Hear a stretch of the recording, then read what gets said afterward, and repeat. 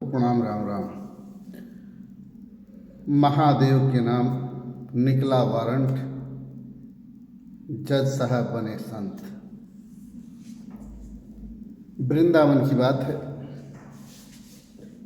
एक बाबा अक्सर प्रभु का दर्शन करते हैं मंदिर के बाहर से, और पूरा समाज उन्हें जज साहब जज साहब जज साहब कहता है, और वो जज साहब प्रभु की भक्ति में लीन रहते हैं। एक दिन की बात है, एक आदमी ने एक आदमी से पूछा कि इन्हें जज साहब लोग क्यों कहते हैं, ये तो महात्मा हैं। तब उस आदमी ने बताने लगा कि इस वृंदावन में एक बिंद रहता था जो बहुत ही गरीब था। उसके पिताजी अपने बेटे से कहे कि ठाकुर साहब के यहाँ जाओ और कुछ पैसा लाओ, तुम्हारी बहन बड़ी हो चुकी है, शादी करना है। वह लड़का गया, ठाकुर साहब पैसा दिए, उसकी बहन की शादी हो गई।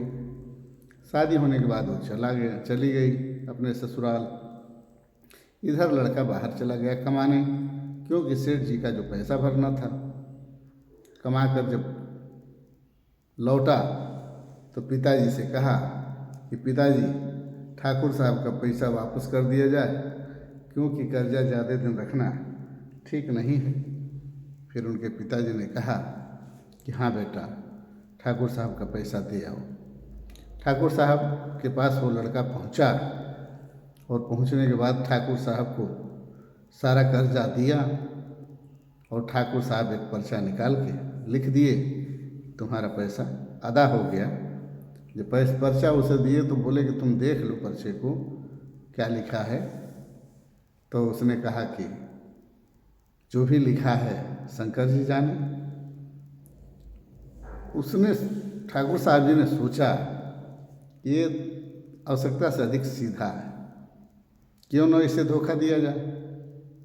वो पर्ची ले लिए और रजिस्टर में रख लिए, और दूसरी पर्ची बना के दिए कि इनका कर्जा अभी अदा नहीं हुआ है।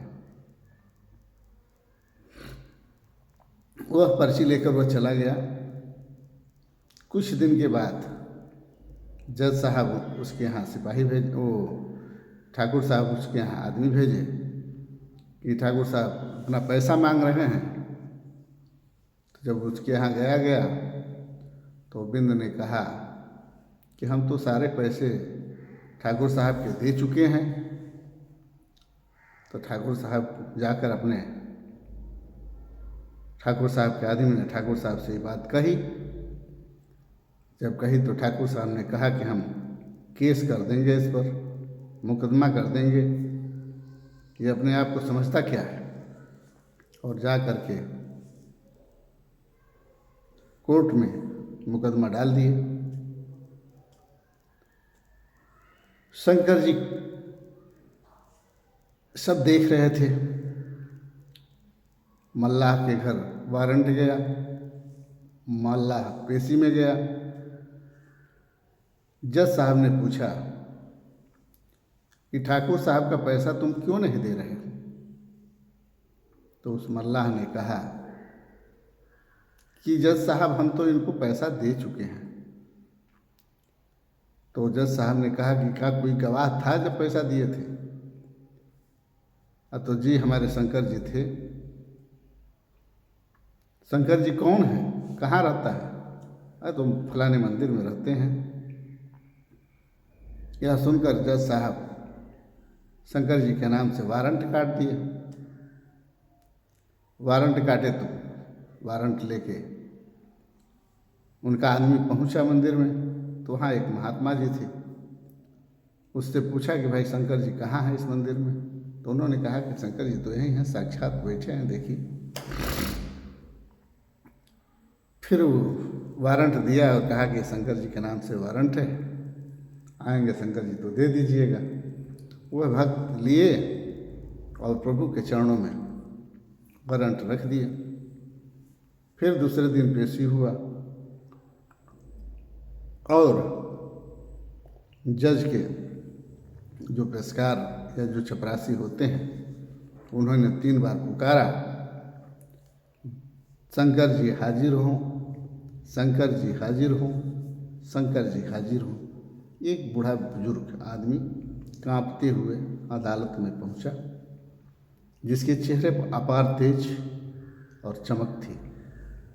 यह देखकर जज साहब सन्न रह गए।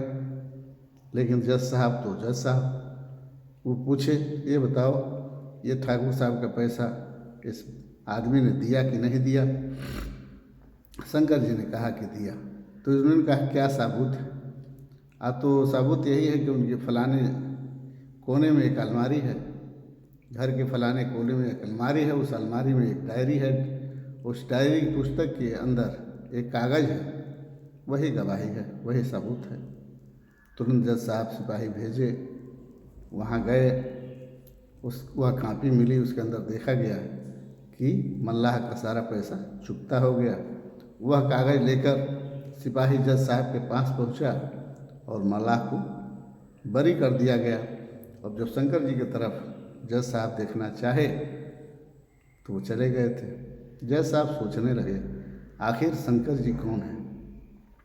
वो मल्लाह के साथ शंकर जी को खोजने निकल पड़े। जब मंदिर में पहुँचे तो देखे कि हुबहू उसी रूप का यहाँ मूर्ति बनी हुई है और सेम उस बूढ़े आदमी की तरह है। उसी दिन उनका वैराग्य जगा और वो जज की कुर्सी से इस्तीफा दे दिए और इस्तीफा देने के बाद वो संत बन गए और संत बनकर वृंदावन में गली गली भटकने लगे और प्रभु की पूजा में लीन हो गए। मेरे कहने का तात्पर्य यह है कि भगवान न भाषा से खुश होते हैं, न चढ़ावा से खुश होते हैं, न आई लव यू कहने से खुश होते हैं, न प्यार जताने से खुश होते हैं। भगवान तो भक्त के प्यार से खुश होते हैं। जिस प्रकार एक डॉक्टर ब्लड के एक बूंद से शरीर के सारे रोगों को पता लगा लेता है, उसी तरह भगवान आंसू की एक बूंद से भक्त के सारे दुखों का पता लगा लेते हैं, सारे सुखों का पता लगा लेते हैं और उसके प्यार और भक्ति का पता लगा लेते हैं। इसलिए भगवान में अगर प्यार है या सच्चा प्यार आप किसी से भी करते हैं तो आंसू छलक आता है, न कि I love you bye bye tata सा लगता है। I love you bye bye tata कहने वाले वास्तव में प्यार नहीं करते, वो दिखावा करते हैं।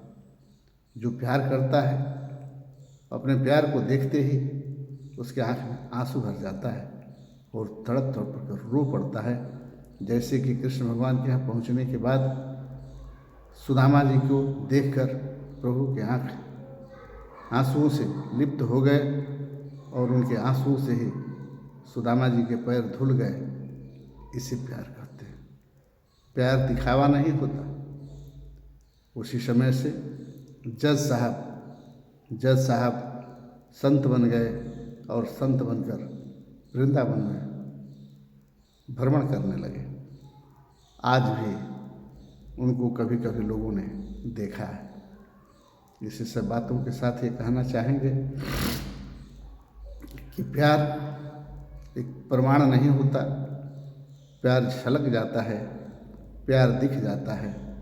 आजकल के बच्चे जो पल भर में आई लव यू करते हैं, पकड़ते हैं, आबरूह लूट लेते हैं और हम विश्वास भी कर लेते हैं। तो आई लव यू कहना ये प्यार का प्रमाण नहीं है। प्यार का प्रमाण ये है कि अपने प्यार को देखते ही आँख में आंसू छलक आए, उसको प्यार कहते हैं। माँ जो है उससे बेटा आई लव यू नहीं कहता है, बेटा से माँ कभी आई लव यू नहीं कहती है। बेटा को देखते माँ के आँखों में आंसू छलक आता है और माँ को देखते बेटा के आँखों में आंसू छलक आता है। जब कुछ दिनों के बाद वो बाहर से आता है, गले में लिपट कर आँख से आंसू गिराता है, न कि आई लव यू करता है। इसलिए सबसे निवेदन करना चाहेंगे कि भगवान से भक्ति तभी संभव है जब आप आंसू दिल से प्यार करें। माला जपने से, नाम लेने से, बढ़िया बढ़िया पकवान देने से भगवान की भक्ति नहीं होती।